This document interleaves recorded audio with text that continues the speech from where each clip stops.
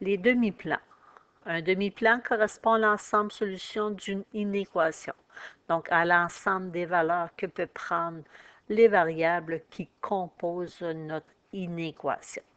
Donc, si on a une inéquation du premier degré, parce que les variables sont de degré 1, donc l'exposant de nos variables sont 1, et nous avons deux variables. Donc, première chose, on va remplacer notre symbole d'inégalité par 1 égal. Donc, on va aller se tracer une droite. Cette droite porte un nom, on l'appelle la droite frontière. Donc, elle va séparer le plan cartésien en deux parties. Vous avez, pour tracer votre droite, le choix de transformer l'équation, la mettre sous la forme fonctionnelle, donc aller isoler votre variable y en faisant moins 5x de chaque côté et en divisant par moins 4 pour isoler y. Donc, on a y égale 5 quarts x plus 5 ou 1,25x plus 5. Dans le but de se construire une table de valeurs. Vous pouvez aussi, si vous ne voulez pas transformer votre équation sous la forme fonctionnelle, ça serait d'aller chercher l'abscisse à l'origine et l'ordonnée à l'origine de votre droite.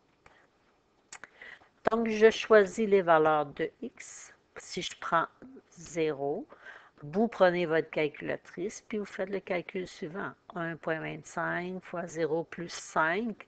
Le résultat que vous trouvez, vous le mettez dans la colonne des Y.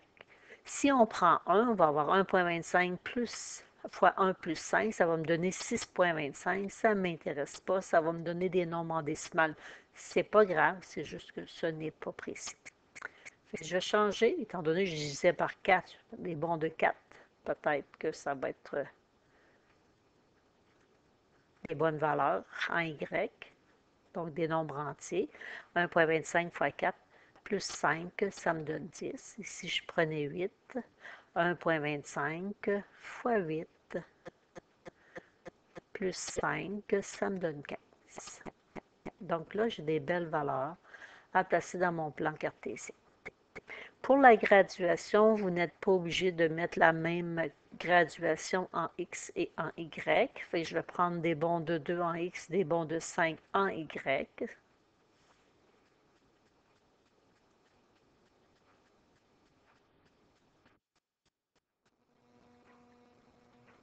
Et je vais aller placer les points dans le plan cartésien.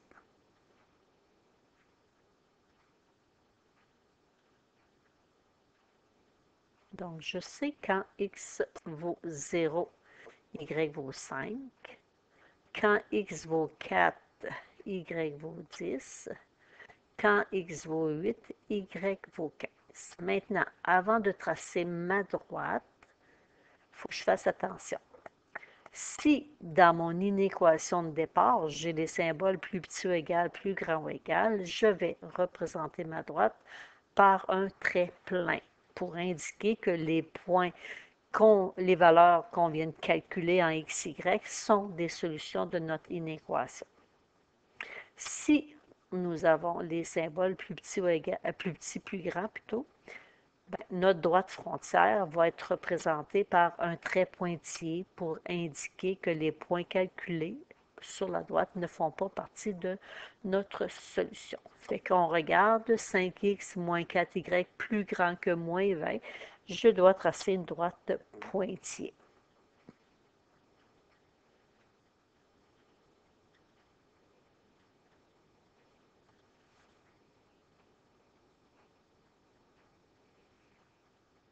Donc, je viens de tracer une droite que j'appelle ma droite frontière.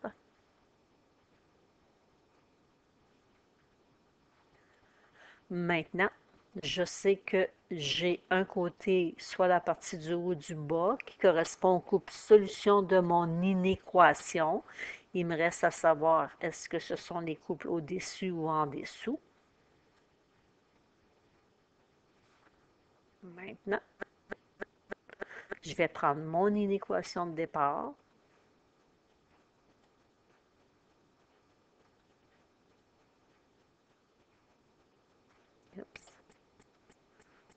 mon inéquation, 5x moins 4y plus grand que moins 20.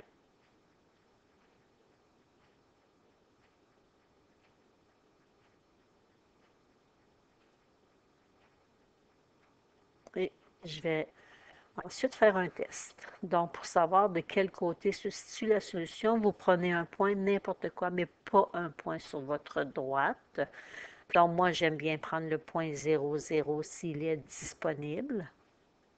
Et je vais remplacer ma variable x et ma variable y par les valeurs de mon point test.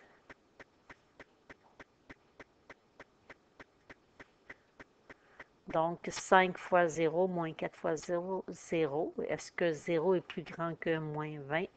Oui. Donc, c'est une solution pour mon inéquation. Ça veut dire que tous les autres points qui sont du même côté que le 0, 0 sont des solutions. Fait qu'on part de la droite et on se dirige vers notre point TS. On va aller assurer cette région pour dire ben, tous les points qui sont situés à droite de notre droite frontière font partie de la solution de notre inéquation. Donc, on en a une infinité de solutions. C'est pour ça qu'on vient assurer.